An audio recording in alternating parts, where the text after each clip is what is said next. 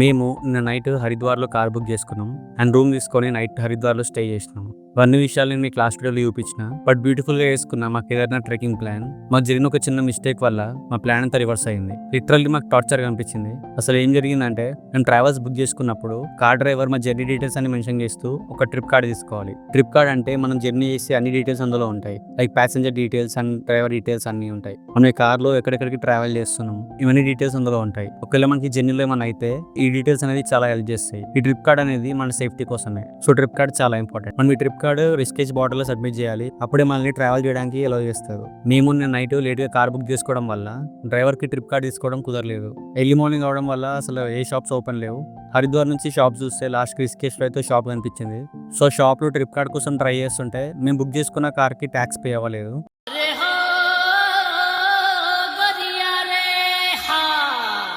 Actually driver అయితే tax pay చేసిన అని చెప్పిండు. బట్ ఏంటంటే అది పోర్టల్లో అప్డేట్ కాలేదని చూపిస్తుంది. సో దానికోసం చాలాసేపు ట్రై చేసినాం. చాలా టైం వేస్ట్ అవుతుంది. బట్ ట్యాక్స్ అప్డేట్ అయినట్టు చూపిస్తలేదని డ్రైవర్ మళ్ళీ వేరే కార్ కోసం ట్రై చేస్తా అని చెప్పి మమ్మల్ని రిస్కేషన్ దింపేసి హరిద్వార్ దాకా వెళ్ళిండు. అండ్ డ్రైవర్తో పాటు గౌతమ్ కూడా వెళ్ళిండు. అక్కడ ఏమైనా హెల్ప్ కావాల్సి వచ్చినా లగేజ్ షిఫ్ట్ చేయాల్సి వచ్చినా సరే హెల్ప్ అవసరం ఉంటుందని ఈ గ్యాప్లో రిస్కేజ్లో బ్రేక్ఫాస్ట్ కూడా చేసినాం.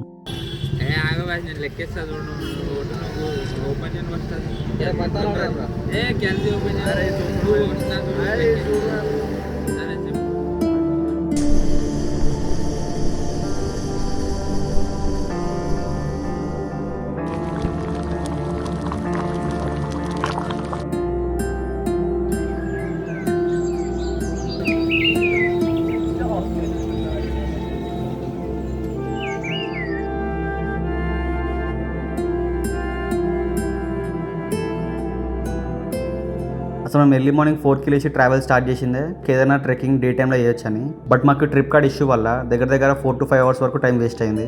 అండ్ నైట్ కూడా మేము జస్ట్ 2 hours వండుకున్నాం. అండ్ మేము రిషికేష్ బస్ స్టాప్లోనే చాలా సేపు నుంచి వెయిట్ చేస్తున్నాం. అండ్ మళ్ళీ మా డ్రైవర్ అదే వెహికల్ తీసుకొని వచ్చిండు. ఇప్పుడు ఆ సేమ్ కార్కి ట్యాక్స్ పే అయినట్టు అప్డేట్ అయిందని చూపించిండు.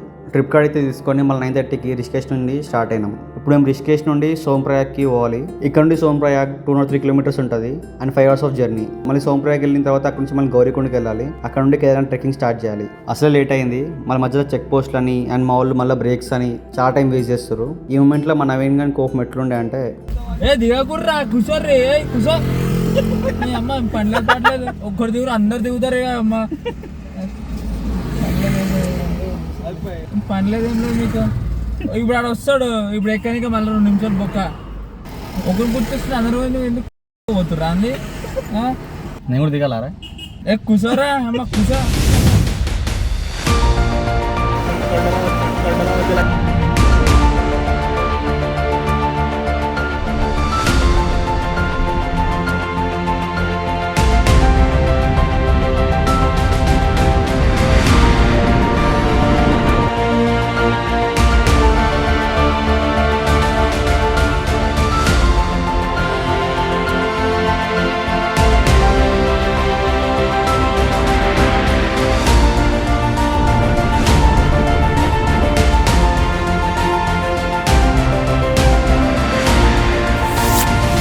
This is called Devprayag. Left side నుంచి వచ్చే water Bhagiratha river and right side నుంచి వచ్చే వాటర్ అలకనంద రివర్. ఈ 2 రివర్స్ కలిసిన తర్వాతనే గంగా రివర్ అనేది ఫామ్ అవుతుంది. నేను రిషికేష్ నుంచి సోంప్రయాగ్ పోయే రూట్ లో మీకు ఈ లొకేషన్ కనిపిస్తుంది. ఇక్కడ చాలా మంది ఆగి ఫోటోలు అవి దిగుతున్నారు. అండ్ మా డ్రైవర్ కూడా చెప్పిండు ఈ లొకేషన్ దగ్గర ఆగిసేపు చూడండి బాగుంటుంది వ్యూ అని.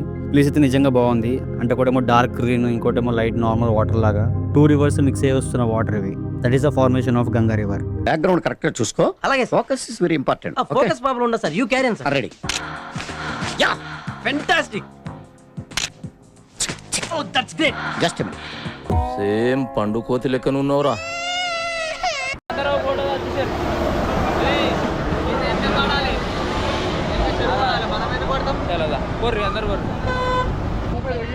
ఫోటో తీరా వాటికో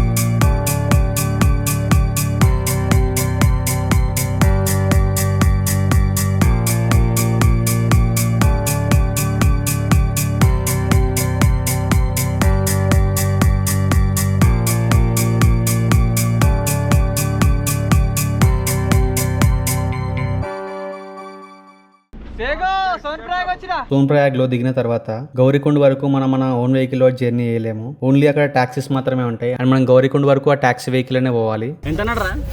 50 రూపీస్ ఉంటుంది. అందరు కంఫర్టబుల్గా చాలా సోఫా లాగా ఉంది.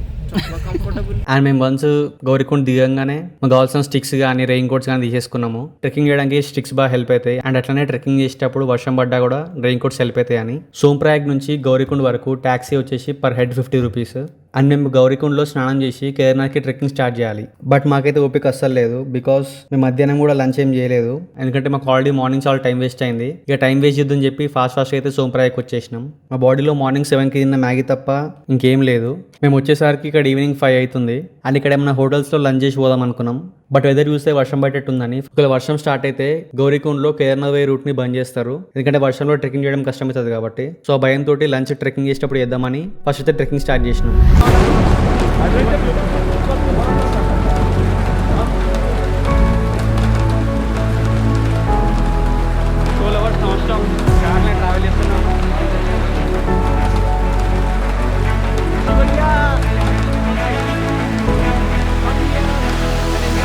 మేము ట్రెక్కింగ్ స్టార్ట్ చేసిన కొన్ని మినిట్స్కే ఘోరంగా వర్షం స్టార్ట్ అయింది.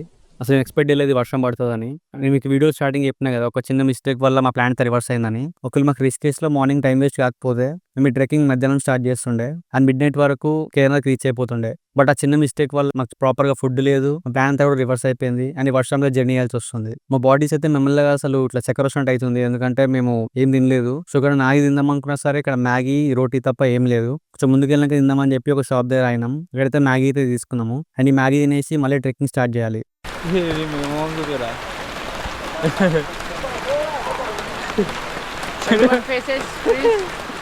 ఎట్లా హీరో లెక్క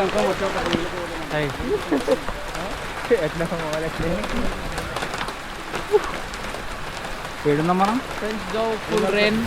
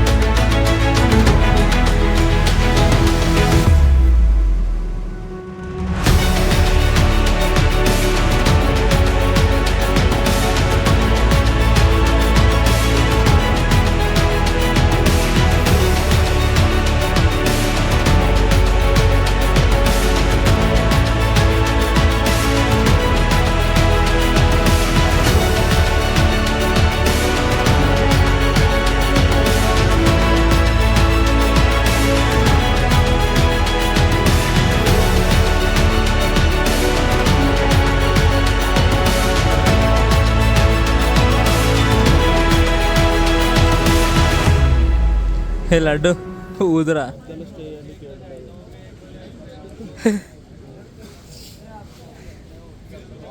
మా కార్ డ్రైవర్ మేము ట్రెక్కింగ్ స్టార్ట్ చేసేటప్పుడు సేఫ్టీ కోసం అని కొన్ని ప్రికాషన్స్ చెప్పిండు. లైక్ పర్ హెడ్ ఒక వాటర్ బాటిల్ క్యారీ చేయండి. ట్రెక్కింగ్ చేసేటప్పుడు స్నాక్స్ లాంటివి లైక్ కాజు, బాదం, కిస్మిస్ అండ్ వాటర్ బాటిల్లో రస్నా కానీ ఓఆర్ఎస్ కానీ కలుపుకొని పోమన్నాడు. ఇవన్నీ ప్రికాషన్స్ చాలా ఇంపార్టెంట్. ఎందుకంటే మేము ఇవన్నీ చక్కగా ఫాలో కావాలి కాబట్టి. ఫాలో అవ్వకపోవడం వల్ల జరిగిన నష్టాలు మాకు తెలుసు కాబట్టి ప్రతి అడుగు స్లిప్ అయితేనే ఉంటుంది. మనం కొంచెం చూసుకొని పోవాలి. ప్రాపర్గా స్ట్రీట్ ల్యాంప్స్ ఉండవు. ఏదో కొన్ని ప్లేసెస్ లో మాత్రమే లైట్స్ ఉంటాయి. చాలా డేంజర్ రూట్ ఇది. మనం ట్రెక్కింగ్ చేస్తుంటే సైడ్ కి మొత్తం డౌన్ ఉంటుంది అనమాట. మనకు రోడ్డు కొంచెం పక్కకి వెళ్తే పడిపోయేటట్టు ఉంటుంది. అండ్ అడ్జస్ట్ కి బాగేట్స్ కానీ పట్టుకుని నడవడం కానీ ఎలాంటిది ఏమి ఉండదు అనమాట. అందుకే మేము ఇంకా నైట్ టైం ట్రెక్కింగ్ చేస్తున్నాం కాబట్టి మాకు ఇంకా ఈ రూట్ ఇంకా డేంజర్ అనిపించింది. కేరళ పోయే వాళ్ళు మళ్ళీ రిటర్న్ వచ్చేవాళ్ళు అండ్ గుర్రాలు, డోలి వాళ్ళ వీళ్ళందరూ కూడా ఇదే రూట్ యూజ్ చేస్తారు. ఇక్కడ గుర్రాలు మాత్రం మనల్ని గుద్దుకుంటూనే పోతాయి. చాలా మంది గుర్రాల వల్ల అయితే చాలా సార్లు కింద పడ్డారు. ఒకవేళ మీకు గుర్రాలు కానీ డోలీ కానీ బుక్ చేసుకోవాలనిపిస్తే మీరు కిందనే బుక్ చేసుకోండి. 6,000 నుంచి 10,000 మధ్యలో ఉంటాయి. Depends on your body weight. ఎందుకంటే కింద అయినా సరే సేమ్ ప్రైజే ఉంటుంది, మధ్యలో అయినా సరే సేమ్ ప్రైజే ఉంటుంది. ఎక్కువ డిఫరెన్స్ ఏమి ఉండదు. ట్రావెల్ చేసేటప్పుడు మాత్రం గ్రిప్ కోసం ఒక మంచి షూ వేసుకోండి. అంటే ట్రెక్కింగ్ షూస్ కానీ ఏమైనా కింద మంచి గ్రిప్ ఉన్న షూస్. చాలా మంది ఇక్కడ చెప్పులు, శాండిల్స్ తీసుకొని వచ్చారు. వాళ్ళు చాలా సార్లు అయితే జారి కింద పడ్డారు. చాలా సేపు ట్రెక్కింగ్ చేసిన తర్వాత మేము 12 AM కి మళ్ళీ డిన్నర్ చేసినాం. మళ్ళీ అదే మ్యాగీ. మళ్ళీ 1-2 అవర్స్ ట్రెక్కింగ్ చేసిన తర్వాత మా వర్క్ అసలు ఓపిక లేదు, బాడీలో మొత్తం ఎనర్జీ అయిపోయింది. ప్రాపర్గా స్లీప్ అండ్ ఫుడ్ లేకపోవడం వల్ల ట్రెక్కింగ్ మధ్యలో ఆపి దారిలో టెంట్ తీసుకున్నాం. ఆ టెంట్లోనే వండుకున్నాం. టెంట్ కాస్ట్ వచ్చేసి 250 రూపీస్ పర్ పర్సన్. ఇది ఓవరాల్ నైట్ కాదు, జస్ట్ 2-3 అవర్స్ పండుకొని వెళ్ళిపోతామని చెప్పినాము. అందుకని ఆ ప్రైస్ ఇచ్చిండు. ఒకవేళ మీకు టెంట్స్ కావాలంటే మాత్రం 1000 రూపీస్ పర్ డే ఉంటుంది. అండ్ మేము మళ్ళీ నైట్ 1కి వండుకుంటే మళ్ళీ ఎర్లీ మార్నింగ్ 4కి లేచినాం. జస్ట్ 3 అవర్సే వండుకున్నాం. ఎందుకంటే మేము ఫాస్ట్గా ట్రెక్కింగ్ చేసి కేదార్నాథ్ రీచ్ అయితే అక్కడ కాసేపు టైం స్పెండ్ చేయొచ్చు అని. బట్ కేదార్నాథ్ రీచ్ అయిన తర్వాత కూడా we face lot of difficulties. మేము ట్రెక్కింగ్ చేస్తున్న కొద్దీ డిఫికల్టీస్ ఇంకా ఎక్కువైతేనే ఉన్నాయి. అంటే ఒక స్టేజ్లో మీకు దమ్ ఆడదు, అంటే ట్రావెల్ చేస్తున్న కొద్దీ మీకు మీ బాడీ కూడా వెయిట్ అనిపించేస్తుంది. మీకు అసలు నడవడానికి అసలు ఎనర్జీ ఉండదు. మొత్తం బాడీ కూడా మీకు బ్యాక్ సైడ్ పుల్ చేస్తుంటుంది అనమాట. సో మీకు లెగ్ పెయిన్స్ వస్తుంటాయి, నడుము వస్తుంటుంది, అసలు నీ బాడీ అసలు సపోర్ట్ చేయదు అనమాట. అండ్ కేదార్నాథ్ ప్రైజెస్ ఎట్లుంటాయి అంటే నువ్వు కొండ ఎక్కుతున్న కొద్దీ ప్రైజెస్ పెరుగుతుంటాయి అనమాట. ఫర్ ఎగ్జాంపుల్ మనం ట్రెక్కింగ్ స్టార్ట్ చేసేటప్పుడు వాటర్ బాటిల్ 50 రూపీస్ ఉంది అనుకోండి, ఈ ట్రెక్కింగ్ మధ్యలో ప్లేస్ లో మళ్ళీ 70 రూపీస్ ఉంటుంది. మళ్ళీ మొత్తం పైన 100 రూపీస్ లీటర్ ఉంటుంది. ట్రెక్కింగ్ చేస్తూ పైకి వస్తున్న కొద్దీ రేట్లు కూడా ఎక్కువనే ఉంటాయి. ఫుడ్ కూడా అంతే. ఈ ట్రెక్కింగ్ లో మాత్రం చాలా డిఫికల్టీస్ ఉంటాయి. ఒక స్టేజ్ లో మనకి ఆక్సిజన్ కూడా అందదు, ఎందుకంటే చాలా హైట్ లో ఉంటాం. మొత్తం స్నో ఏరియా ఉంటుంది కాబట్టి అందరి బాడీస్ లో ఎనర్జీ చాలా తక్కువ ఉంది. మా బాడీలో ఎనర్జీ మొత్తం తగ్గిపోయింది. ఈవెన్ మాట్లాడుతుంటే కూడా దమ్ వస్తుంది. ఒకవేళ మీ దగ్గర బడ్జెట్ ఉండి నేను డోలీలోనో గుర్రంలోనో హెలికాప్టర్లో రాగలుగుతా అనిపిస్తే జస్ట్ గో ఫర్ ఇట్. ఎందుకంటే మీరు ఫిజికల్లీ ఛాలెంజ్ చేస్తా, కొండని ఈజీ ఎక్కేస్తా అనుకుంటే మాత్రం మీకు మధ్యలో చాలా డిఫికల్టీస్ ఉంటాయి.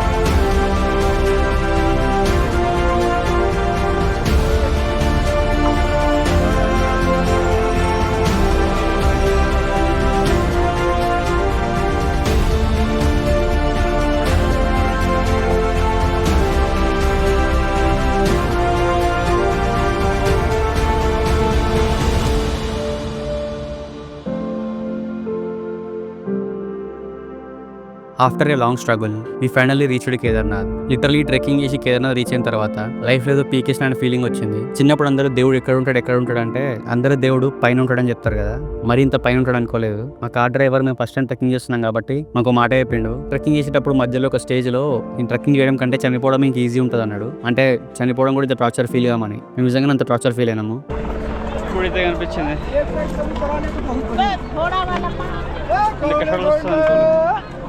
ఇంత కష్టపడాల్సి వస్తుంది అనుకోలేదు. మా బాట డల్ అయిపోయాడు. నేను బాటస్ రెడీ చేయలేదు. టార్చర్ ఉంది. దర్శనం చేసుకొని మళ్ళీ ఇట్లనే రిటర్న్ పోవాలి నడుచుకుంటా. ఇట్లా వచ్చినాం అట్లనే. But finally we are very happy Kedarnath reach అయినందుకు. అండ్ రీచ్ చేయగానే మేము బ్రేక్ఫాస్ట్ కూడా చేయకుండా డైరెక్ట్గా దర్శనంకి వెళ్ళిపోయినాం. ఇక్కడ మేము ఒక రాంగ్ స్టెప్ వేసినాం. చాలా మంది అనుకుంటే దర్శనం 1-2 అవర్స్లో అయిపోతుందని చెప్పారు. సో మేము కూడా అది నమ్మి ఏం తినకుండా డైరెక్ట్ దర్శనంలోకి వెళ్ళిపోయినాం. యాక్చువల్ టికెట్స్ తీసుకున్నప్పుడు మా దర్శనం టైమింగ్ వచ్చేసి 3 PM ఉండే, అండ్ ప్రజెంట్ టైం వచ్చేసి 9 AM అవుతుంది. సో మేము అక్కడ ఉన్న పోలీస్ని రిక్వెస్ట్ చేసి 10 AM దర్శనంకి జాయిన్ అయిపోయినాం. ఎందుకంటే మేము మళ్ళీ ఈ రోజు సాయంత్రమే సోంప్రయాగ్ రీచ్ అయిపోవాలి. ఎందుకంటే మళ్ళీ మాకు నెక్స్ట్ డే ప్లాన్స్ కూడా ఉన్నాయి. అట్లా లైన్లో వెయిట్ చేస్తున్నాం. ఇక్కడ మీకు ఒక హార్ష్ రియాలిటీ చెప్తా, యువంకి సక్క డీసెన్సీ ఉండదు. మేము క్యూలో జాయిన్ అయినప్పుడు అందరూ ఒకరినొకరు దొబ్బేస్తుంటారు అనమాట. ముందు ఇంకా చూసుకోరు, ఎవరు లేడీస్ ఫ్యామిలీస్ అసలు చూసుకోరు.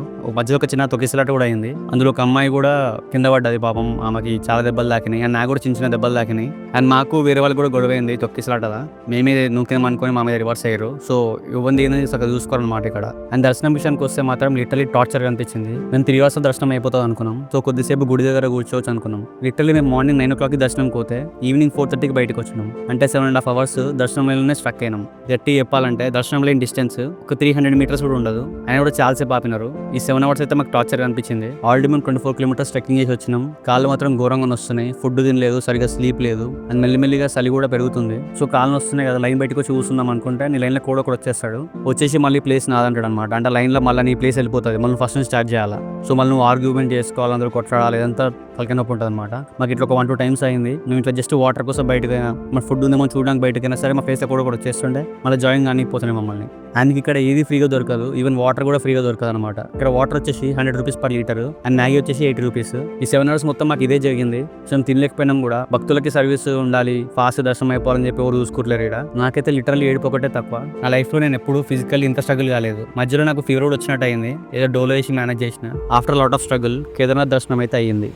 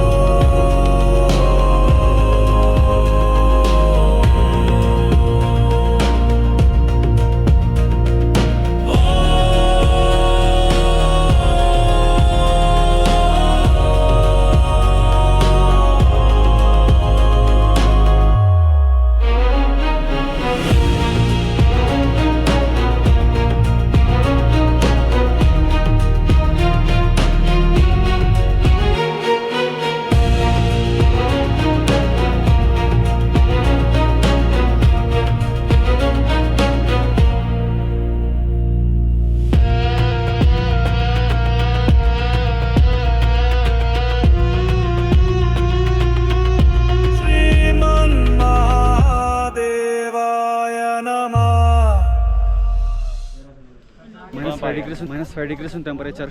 మొత్తం ఫాగ్ వచ్చేసింది. మొత్తం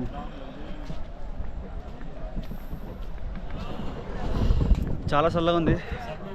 చిన్న చిన్న వర్షం కూడా పడుతుంది. కాలైతే ఫుల్ వస్తున్నాయి. మొత్తం నిల్చోడమే ఉంది మాది. అస్సలు అయితే లేదు. ప్రజెంట్ అయితే దర్శనం అయిపోయింది. మెయింటెనెన్స్ మాత్రం అస్సలు రాలేదు ఇక్కడ. అంటే మేము అందరం వచ్చినాం కదా, కూర్చోవడం కానీ దేనికి లేదు, రావడం కానీ దర్శనం కావాలి. మేము 9కి దర్శనం పోతే దర్శనం అయిపోయేసరికి మాకు 4 అయింది. 7 hours దర్శనం. జస్ట్ డిస్టెన్స్ కూడా తక్కువనే, మళ్ళీ ఎక్కువ మనుషులు కూడా లేరు. ఇప్పటికే చాలా లేట్ అయింది. నేను ఫాస్ట్ మనం తినేసి ఫాస్ట్గా వెళ్ళిపోవాలి ఇక్కడ నుంచి. So cheat something and let's go down. దర్శనం అయిపోయిన తర్వాత మేము చేసిన ఫస్ట్ పని పోయి ఫుడ్ తినడం. లిటరలీ బాడీ మొత్తం డౌన్ అయిపోయింది. ఇప్పుడు టైం వచ్చేసి ఈవినింగ్ 5 అవుతుంది. ఇప్పుడు నేను తినే ఫుడ్ ఏదైతుందో ఇది మా బ్రేక్ఫాస్ట్, అంటే first meal of the day. హోటల్లో కొద్దిసేపు కూర్చొని మళ్ళీ కిందికి ట్రెక్కింగ్ స్టార్ట్ చేసినాం. చాలా ఛాలెంజెస్ ఫేస్ చేసినాం ఈ జర్నీలో. అండ్ మేము ఈ జర్నీ మాత్రం లైఫ్లో ఎప్పుడు మర్చిపోము. అండ్ ఎగ్జాక్ట్లీ మేము పోయే టైంకి ఒక సీన్ జరిగింది. ఫస్ట్ టైం నా లైఫ్లో నేను క్లౌడ్స్ని క్లోజ్గా చూసిన. ఒక క్లౌడ్ అయితే చాలా ఫాస్ట్గా మా దిక్కు వచ్చేస్తుంది. ఈ వ్యూ మాత్రం నేను ఎప్పుడు మర్చిపోను. క్లౌడ్ మొత్తం ఫాస్ట్ వచ్చి మమ్మల్ని కప్పేసింది అనమాట. వితిన్ సెకండ్స్లో వెదర్ మొత్తం డార్క్ అయిపోయింది. This is the best scene in my life. కొద్దిసేపు అట్లనే ఉండి ఆ మూమెంట్ని ఫీల్ అయినాము. చాలా చల్లగా ఉండే ఆ క్లౌడ్ కమ్మేసినప్పుడు. మేమైతే ఫాస్ట్గా కిందికి ట్రెక్కింగ్ స్టార్ట్ చేసినాం. ఎందుకంటే చాలా దూరం పోవాలి, మళ్ళీ 24 kilometers కిందికి ట్రెక్కింగ్ చేయాలి. పోయేదారిలో మొత్తం మంచి అయిపోయింది. పోయేటప్పుడు కూడా కాళ్ళు అయితే ఫుల్ నొప్పి లేచినాయి. అంటే మన పాదం ఏరియా ఉంటుంది కదా, డౌన్ ఏరియా మొత్తం. మేము మంచి షూ వేసుకున్నా కూడా మొత్తం చాలా పెయిన్ వచ్చేస్తుంది అనమాట. మేము ప్రాపర్గా నిల్చున్నా కూడా కాళ్ళు షివర్ అయిపోతున్నాయి పెయిన్కి. అంటే ప్రాపర్గా నిల్చొని కూడా ఉండలేకపోతున్నాం. ఈ పెయిన్లో మొత్తం కిందకి ఎట్లా వచ్చినామో కూడా తెలియదు. బట్ ఫైనల్లీ అయితే గోర్కుండకి అయితే వచ్చేసినాం. నన్ను ఎవరైనా ఇన్ని ఛాలెంజెస్ ఫేస్ చేసిన తర్వాత మళ్ళీ కేదార్నాథ్ వస్తావా అని అడిగితే మళ్ళీ వస్తావరా? ఇంకెవడైనా వస్తాడా? మే అందరు చెలు నేనైతే వస్తా. ఎందుకంటే మన కంఫర్టబుల్ లైఫ్లో మన ఫుల్ పొటెన్షియల్ పాయింట్ని ఎప్పుడు టచ్ చేయము. అంటే మనం ఎంత స్ట్రాంగ్ ఉన్నాం అండ్ ఎంత వీక్ ఉన్నాం అనేది ఒక కంఫర్టబుల్ ప్లేస్లో ఉంటే మనకు తెలియదు. అంటే అడ్వెంచర్స్ ఇలాంటి రెస్క్యూలు చేస్తేనే మనలో ఎంత దమ్ముందో తెలుస్తుంది. ఈ ట్రెక్కింగ్ స్టార్ట్ చేసేటప్పుడు ఈజీ ఎక్కేస్తాంలే, మనకు ఫుల్ ఎనర్జీ ఉంది అనుకున్నా. కానీ ట్రెక్కింగ్ చేస్తున్నప్పుడు అర్థమైంది మేము చాలా వీక్ ఉన్నామని. మేము ఈ ట్రెక్కింగ్ అయిపోయిన తర్వాత మేము చాలా షాక్లో ఉన్నాం. ఏంటంటే ఎంత ఎక్కడ దిగడం మేమే చేసినామా అని. ఎందుకంటే ప్రాపర్ ఫుడ్ అండ్ రిసోర్సెస్ ఏం లేకపోయినా సరే ఆల్మోస్ట్ ఇలా పడిపోయే స్టేజ్లో ఉన్నా సరే ఇది జస్ట్ మొండికి వచ్చేసినాం పోవాలి అని. బట్ ఫైనల్ అయితే కిందికి వచ్చినాము అండ్ మేమైతే ఈ ట్రిప్ని ఎప్పుడు మర్చిపోము.